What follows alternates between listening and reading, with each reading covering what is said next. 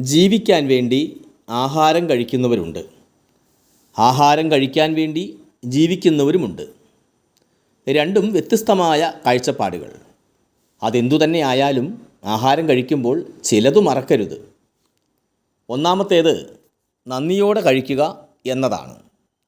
ആഹാരം ഒരുക്കിയവരോടും വിളമ്പിയവരോടും നന്ദി വേണം. ആഹാരം ആസ്വദിച്ച് കഴിക്കുക എന്നതാണ് അടുത്ത കാര്യം. ആഹാര സാധനങ്ങൾ കണ്ടും എടുത്തും മണത്തും രുചിച്ചുമൊക്കെ കഴിക്കണം. ഇഷ്ടത്തോടെ കഴിക്കണം. സമയമെടുത്ത് ചവച്ചരച്ച് കഴിക്കണം. എന്തിനാണ് ആഹാരം കഴിക്കുന്നത്? വളർച്ച നേടാനും ആരോഗ്യത്തോടെ ജീവിക്കാനുമാണ്.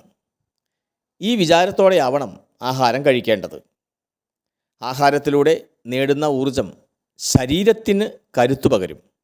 അത് നന്മ ചെയ്യാനുള്ള മാർഗമായി കരുതണം. നന്നായി ആഹാരം കഴിക്കുന്നവർ നന്നായി പ്രവർത്തിക്കാനും കഴിയുന്നവരാകണം. അവനവനും അപരർക്കും അനുഗ്രഹമായി തീരണം.